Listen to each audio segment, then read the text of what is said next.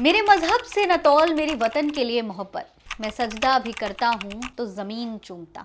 सलाम नमस्ते दोस्तों, मेरा नाम फरहीन अंसारी है और ये खबर आप मेरे official channel Farheen Ansari official पर देख रहे हैं।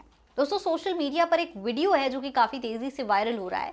इसमें एक पत्रकार मुस्लिम आदमी को ज़बरदस्ती वंदे मातरम कहने के लिए प्रेशर दे रहा है। वीडियो में मुस्लिम व्यक्ति के मुंह में माइक घुसाकर पत्रकार वंदे मातरम बुलवाने की बार बार कोशिश कर रहा है। वो मना कर रहे हैं कि मैं नहीं बोलूंगा, ये मेरी आस्था के खिलाफ है, लेकिन जबरदस्ती उनको वंदे मातरम बुलवाने की कोशिश की जा रही। दोस्तों, ये कोई पहली बार नहीं है जब मुसलमानों के साथ इस तरीके की हरकत की जा रही। इसी तरीके से अक्सर कई वीडियोस सामने आते हैं जहां मुसलमान वंदे मातरम बोलने से इनकार कर देते हैं तो उन्हें देशद्रोही, एंटी नेशनल, पाकिस्तान चले जाओ, ऐसी तमाम बातें बोली जाती। लेकिन सवाल यह है कि आखिर मुसलमान वंदे मातरम बोलने से परहेज करते क्यों हैं? जो मुसलमान हर नमाज में हर एक बार दिन में 5 बार नमाज करते हैं और उसमें जितनी बार सजदा करते हैं उतनी बार अपने वतन की मिट्टी को चूमते हैं, उन्हें वंदे मातरम बोलने से दिक्कत क्यों है? इसके बारे में आपको विस्तार से आज मैं बताने वाली हूं।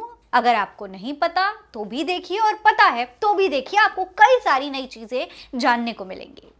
तो दोस्तों, सबसे पहले तो आप वंदे मातरम का मतलब समझ लीजिए। आपने अक्सर सुना होगा, पूरा ये जो गीत है वो आपने सुना होगा, लेकिन इसका मतलब क्या आप जानते हैं? अगर नहीं जानते तो ध्यान दीजिए। देखिए, वंदे मातरम का मतलब होता है, माँ मैं तुम्हें नमस्कार करता हूँ, तुम जल से परिपूर्ण, फलों से समृद्ध, मलय पवन से शीतल और हरी भरी फसलों से ढकी हुई हो।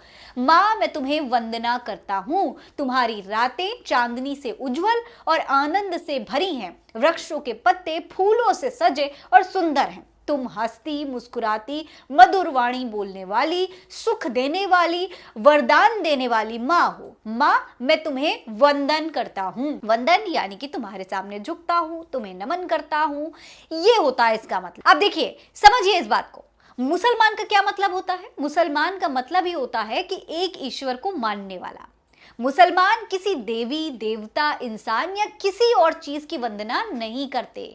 वो उस एक ईश्वर को मानते हैं जिसने सब कुछ बनाया, जिसे वो अल्लाह कहते हैं, जिसे आप कुछ भी कह सकते हैं, भगवान कह सकते हैं, गॉड कह सकते हैं, जिसका कोई रूप वो अपनी इमेजिनेशन के आधार पर नहीं देते हैं। यही मुसलमान होते हैं। यही वजह है कि मुसलमान वंदे मातरम से परहेज करते हैं, क्योंकि वो देवी स्वरूप अपने भगवान को नहीं मानते। दोस्तों, वंदे मातरम को बंगाली लेखक बंकिम चंद्र चटर्जी के उपन्यास आनंद मठ 1882 में जो कि आया था, उसमें लिखा गया था। पहली बार ये 7 नवंबर 1875 को बंगाल से छपने वाली एक साहित्यिक पत्रिका बंग दर्शन में छापा गया था। दोस्तों, बंकिम चंद्र चटर्जी ने इसका इस्तेमाल स्वतंत्रता आंदोलन के दौरान क्रांतिकारियों के जरिए लोगों को एकजुट करने और उसमें देश प्रेम की भावना भरने के लिए किया था। देखिए, हिंदू धर्म के लोग या कई और दूसरे धर्मों के लोग देवी देवताओं की जिस तरीके से उपासना करते हैं, वैसे मुसलमान नहीं करते, और यही वजह है कि मुसलमान वंदे मातरम नहीं बोलते हैं। वंदे मातरम के पहले 2 छंद जो हैं वो पहली बार आजादी के पहले ही साल 1937 में कांग्रेस कार्य समिति द्वारा भारत के राष्ट्रीय गीत के रूप में अपनाया गया था। जब देश आजाद हुआ तो 24 जनवरी 1950 को आजाद भारत के पहले राष्ट्रपति डॉक्टर राजेंद्र प्रसाद ने जनगण मन को राष्ट्रीय गान के तौर पर मान्यता देने की घोषणा की थी। साथ ही यह भी कहा था कि वंदे मातरम को देश के राष्ट्रीय गीत के तौर पर मान्यता दी जाएगी, राष्ट्रीय गान के तौर पर नहीं।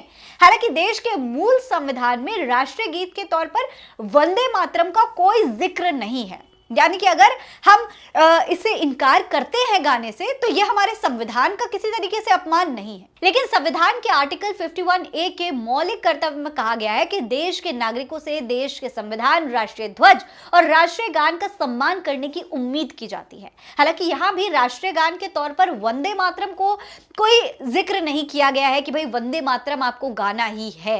लेकिन आज के समय में वंदे मातरम ना कहने भर से मुसलमानों को एंटी नेशनल कह दिया जाता है। मुसलमान मानते हैं कि राष्ट्र गीत में भारत को मां का दर्जा दिया जाता है और इसमें भारत मां की आड़ में एक तरीके से दुर्गा माता का एक स्तुति गान जो है वो गाया जाता है। हिंदुत्ववादी संगठन शुरू से ही भारत के नक्शे में एक देवी की तस्वीर लगाकर इसे भारत मां कहते हैं।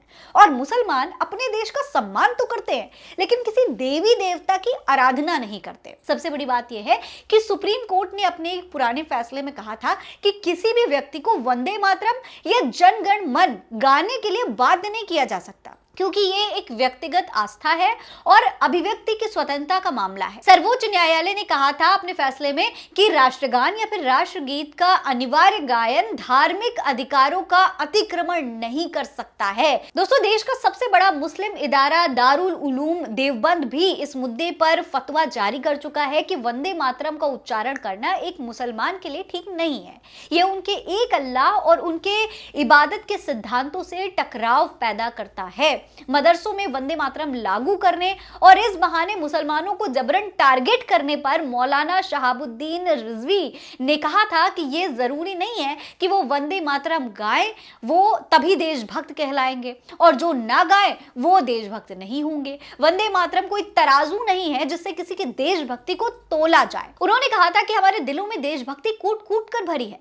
जब जंगे आजादी में मौका आया था तो हमारे पूर्वजों ने अपनी जान की कुर्बानी देकर मुल्क को आजाद कराया, लेकिन अब वंदे मातरम गाने को लेकर विवाद खड़ा किया जा रहा है। ऐसे में किसी मुसलमान को जबरन वंदे मातरम कहने के लिए मजबूर करना उसकी धार्मिक मान्यता और ईमान पर सीधा हमला है। भारत जैसे लोकतांत्रिक देश में जहां संविधान प्रत्येक नागरिक को अपने धर्म और आस्था के अनुसार जीने की स्वतंत्रता देता है, वहां इस तरीके की जबरदस्ती न केवल असंवैधानिक है दोस्तों, बल्कि समाज में नफरत और विभाजन पैदा करने की कोशिश भी कही जा सकती है। इस तरीके की हरकतों से ज्यादा लोगों को बचना चाहिए। किसी के देशभक्ति का सर्टिफिकेट किसी के कोई गीत गाने से नहीं होता है। देशभक्ति तो दिलों में होती है। इसके बारे में आप क्या कहेंगे? कमेंट बॉक्स में लिखकर हमें जरूर बताइएगा। जय हिंद, जय भारत।